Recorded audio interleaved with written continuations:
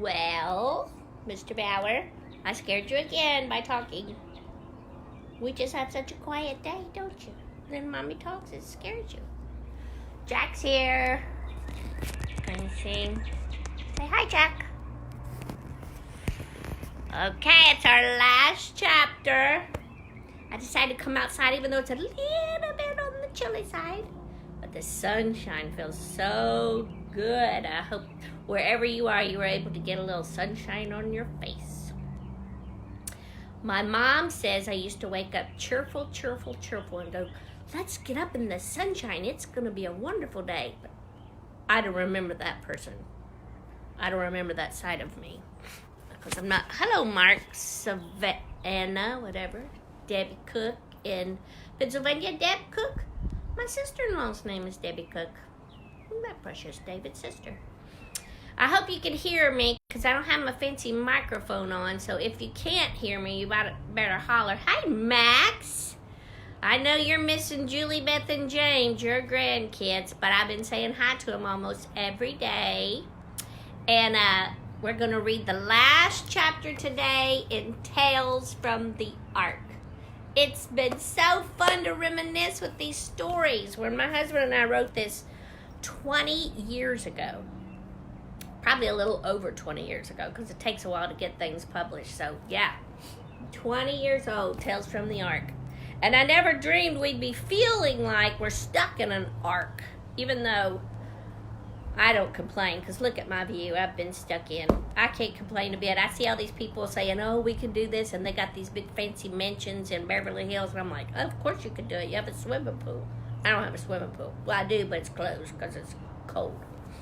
But all that to say, I live here in a condominium with lots of people, and when I go check the mail, I can at least see human beings. Some people have endured this very quietly and very much alone, and I feel sorry for those people. So here we are, and yes, occasionally you may hear a car go by the bridge, and sometimes we have a few little rednecks in our town that like to speed across the bridge, and yes, I may be guilty of the same occasionally. I drive a little too fast. Never grow up and drive fast. That's all I'm saying. I had to say that because I just noticed that my police chief is online watching. Hi, Kenny Ray. Hi, Eva Marie. How are you doing? I see you still have a picture of you with your mask on. I went to the doctor today just to check up, nothing serious. I was going to try to do it online, but I thought that was kind of weird. I didn't want to do it online. And some people had masks and some people didn't. I guess it's not a have-to thing in Nashville, but anyway, it was just kind of funny. We got to talking about the whole thing, and we were laughing at the people who wear their mask in their car, and they're all alone. I'm like, well, who was in their car before that they're afraid of their breath? I don't know, but it's just really funny, the whole thing. So tonight, hi, Tabby. Tabby's watching. She works at the most delicious Vocolo's Italian restaurant here in Ashland City. So I plan to get supper there in a few minutes because I am so tired of my own cooking. I went to the doctor. I've only lost 5 pounds. I wasn't really trying, but I lost 5 pounds, but I was glad. But I think it's just because I've been eating my own cooking for the last few weeks. I'm not a very good cook. So we're going to do Tales from the Ark, and tonight is the very last chapter, Chapter 10. So very quickly, we will do a recap, and I hear a boat speeding by on the river. I don't have a boat. Nobody will let me get a boat. They don't trust me. I'm not good at driving, much less a boat. So if you remember, Abraham heard the voice of God, and he went toward the ark. Abraham the polar bear. He had a great trip, and he ran into someone. The very first person he ran into, he thought it was a rock moving, but it was a turtle. Tonight, on the last chapter, we're going to find out who the turtle was. Then he ran into Sarah. So Abraham and Sarah are on the ark. That was a good chapter. Then we talked about Jehoshaphat the yak. Oh, the wind's blowing my phone over. Jehoshaphat the yak, that was a good one. And he thought that the ark was sinking because there was a little hole in the bottom, but it really was there on purpose so that the water would keep this guy nice and cool. Who was he? A hippo. It was a wonderful little hippopotamus. I can't remember what the hippopotamus's name was. Do we remember? I don't think we gave him a name. There he is. The hippo. Keeping it cool. Chilling. Oh, no, that's... Here he is. Chilling. In the water. I thought that was cute. Then we talked about Gideon the beaver who couldn't sleep because the camel was snoring. And he made a snore box. And they put the nose of the camel in there. The first CPAP machine ever. Yes, I repeat that joke every time. Moses the ferret, who could not find his wife Zipporah, and he looked everywhere, and suddenly something fell from the shelf, remember, and parted the big sea of animals. And he found Zipporah. There they are on the ark. And then we talked about Deborah the zebra, who knew so many smart things, and everybody that asked her advice, and the goose needed the gorilla out of the way. And so they finally did it. Yes, it is gorgeous here. It is very pretty, sunny today. Cold, but sunny. Okay, so then we talked about Haman the hyena, who kept getting poop on him. So he devised a really kind of a mean plan. He was going to get all the birds stuck on the bottom so they wouldn't be overhead. That wasn't nice. And it backfired, didn't it? Got all that yucky goop on him. But the elephants washed him off. Then we talked about Samson the skunk, who was very proud of his tail, proud of his hair. But Delilah the fox tricked him. And found out where his strength was. So she devised a plan to get all that goo that they keep on the ark to keep it, the holes out. Look, they devised a plan to get that all over the skunk so he wouldn't stink and scare everybody. Look. And Samson learned to not be so prideful. I love that. And then they finally washed him clean. The elephants were so good about that. Then we talked about Goliath the flea, and there he is on Abraham, just causing all kinds of problems. A flea can cause a big, big problem. So we named him Goliath. And the wolf talked it over. They found a way to get rid of him. What did they, look at that flea in there, causing all that problem. See there? And who was it? David. The shepherd dog, David the shepherd dog. He got that flea off of there, and it got stuck down in the bottom, so he wasn't biting anybody. Daniel the giraffe, remember that? Daniel the giraffe, and he kept poking his head up in the top to get some wind, but it made everybody get wet underneath. But then they discovered a plan. The aardvark and the lion. Daniel the lion, was it Daniel was the lion? And Darius was the lion and Daniel was the giraffe. And they all took turns looking out. Look, isn't that pretty? They all took turns looking out. And so here we are at last. The very last chapter. And the last chapter is called The Dark, Scary Secret of the Doves. It's my favorite part. What was that noise? Asked Miss Turtle. Mr. Turtle had just fallen asleep when his wife woke him up. He listened for a moment and said, "Which noise? Do you mean the high-pitched whistling, whirling sound or the low-pitched grumbling growl? Or maybe you're talking about that gurgling, bubbling, whooshing sound." Miss Turtle just rolled her eyes. "Not those sounds. I've heard all those sounds plenty of times. This is a new sound. It's a different one." So Miss Turtle shivered and she said, This is a scary sound. Mr. Turtle poked his head and legs from his shell and said, "Okay, I'll go check it out. But I'm telling you, it's probably just that camel again." Screech! What in the world is that? What in the ark was that? "That's what I'm talking about," said Miss Turtle. "That's the scary noise." And rather than get out of his soft bed and check things out, Mr. Turtle went sneaking back deeper and deeper into his shell until all anyone could see of him was his beady eyes. Look at that. He was afraid of the sound. The next morning, the ark was abuzz and a talk about that new noise. Am I the only one who got goosebumps? Asked Joel the goose. Hey, maybe I didn't get goosebumps, said Gideon the beaver, but I nearly broke off a tooth the first time I heard it. We need to find Noah, said Jehoshaphat the yak. We'll take care of it. He'll take care of it. I tell you what, spoke up Samson the skunk. If you just tell me where it came from, I'll take care of everything. And with that, he waved his long striped tail back and forth. Daniel the giraffe said something, but no one could really tell what he said because he had poked his head through that high, small window again. It seems as though I've heard something like this before, said Esther the ostrich. She stared off at the ceiling, thinking hard about what that could have been. Hey, everybody, shouted Moses the ferret. They were excited like ferrets do when they get excited, chittering around. The door's open. The door's open. Noah has opened the door. I think it's time to go out. And there might have been a stampede for the door had it not been in that second of silence between the last word that the ferret shouted and that instant that they bolted. Someone said, suppose that noise came from outside. All of a sudden, everybody was afraid again. Look, Samson the skunk, there's Gideon the beaver, there's the goose, Joel, trying to keep everybody calm. It's time to go out, but they're afraid to go out. What if that noise came from outside?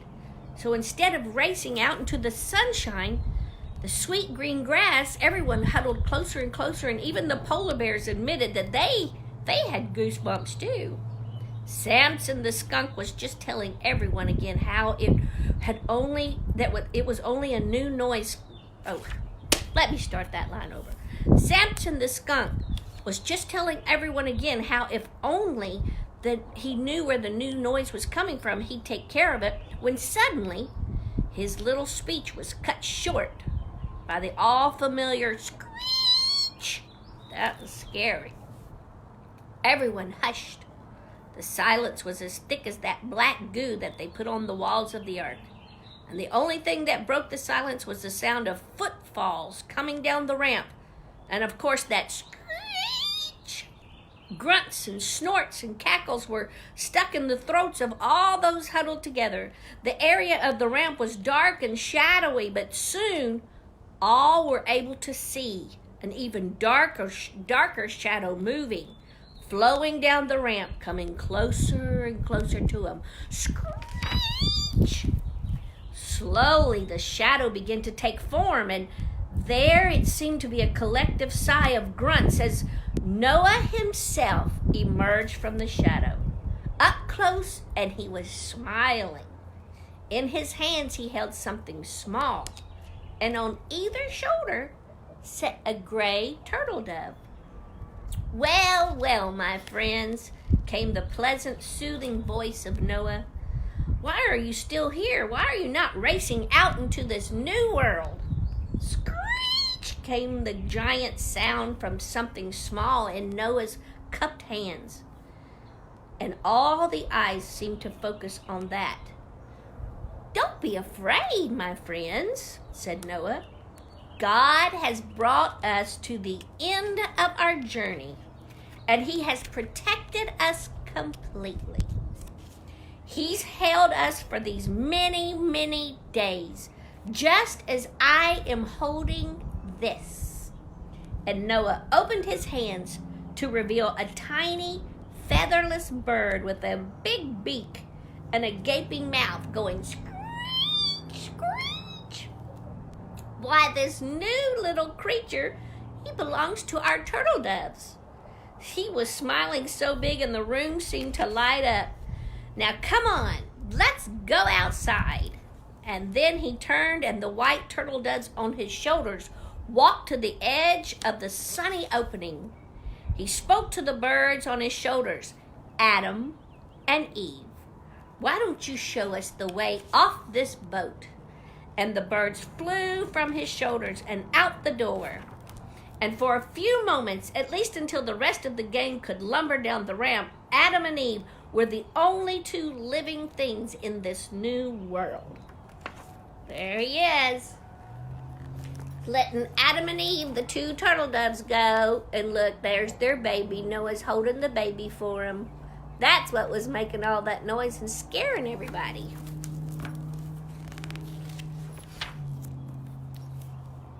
Hey, called Noah, holding out the baby bird, still too young to fly. Don't forget this little one.